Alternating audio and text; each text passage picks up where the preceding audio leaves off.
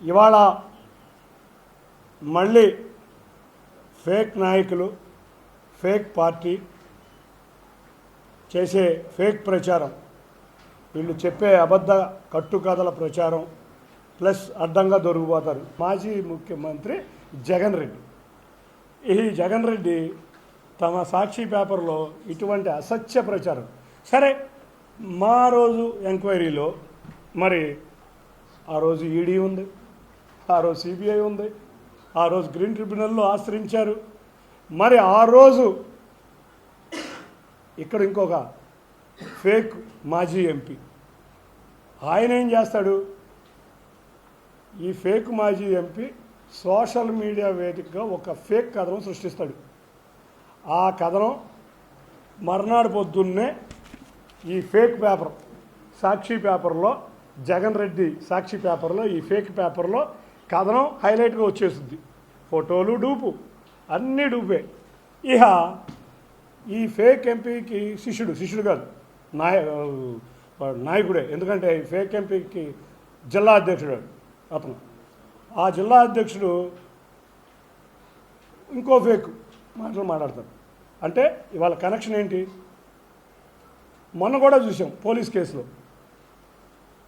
ఎన్జిటికి అంతకుముందు ఒక ఫేక్ కథనం సోషల్ మీడియాలో పెట్టి, మళ్ళీ సాక్షి పేపర్లో రాసి, మళ్ళీ ఒక ఇలా అధ్యక్షుడు వాడు వచ్చి ప్రశ్నిస్తాడు. అంటే వీళ్ళ ముగ్గురు కూడా ముందుగా ఫేక్ కథనం ప్రచురిస్తారు, పేపర్లో ఫేక్ న్యూస్ రాస్తారు, తర్వాత దాన్ని తీసుకుని వెళ్ళి వాళ్ళ జిల్లా అధ్యక్షుడి నోటి మీదుగా ప్రెస్ మీట్లు పెడతారు. రెండు విషయాలు చెప్తున్నా.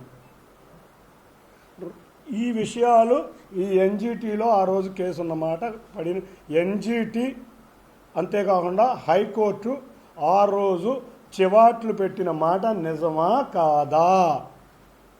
అన్నిటికన్నా ముఖ్యంగా 2 లక్షల క్యూబిక్ మీటర్స్ అని వేశారు, కానీ 2 కోట్ల క్యూబిక్ మీటర్లు.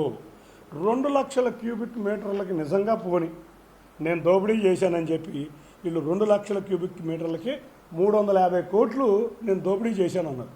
మరి 2 కోట్ల క్యూబిక్ మీటర్లకి దోపిడీ ఎంత జరిగింది? ఆ రోజు ఎంపీగా ఉన్న వ్యక్తి, ఆ రోజు జగన్ కోవర్ట్గా ఉన్న వ్యక్తి, ఆ రోజు ఇవాళ జిల్లా అధ్యక్షుడి కింద ఉన్న వ్యక్తి 380 కోట్లు మీ డబ్బులకి వెళ్ళినాయా లేదా? అంతేకాకుండా జగన్ రెడ్డి వాటా కింద ఎంత వెళ్ళింది? నేను 2 లక్షల కోట్లు చేశాను, నేను 300 కోట్లు సంపాదించానని రకరకాల కథనాలు రాశారు కదా, ఒక్క ఫోటో వేయరే, ఒక్క ఆధారం ఇవ్వరే. అంటే మీకెంతసేపు ఫేక్ ప్రచారం చేసుకుంటాం, ఫేక్ మాటలు మాట్లాడుకుంటాం, ఫేక్ మాటలు పైకెక్కిస్తారు. రోజు సాక్షి పేపర్లో ఈ అబద్ధాల సాక్షి పేపర్లో వచ్చే ప్రతిదీ అబద్ధమే. అబద్ధాలు చెప్పడం, మర్నాడు దొరికిపోవటం, అబద్ధాలు చెప్పడం, మర్నాడు దొరికిపోవటం.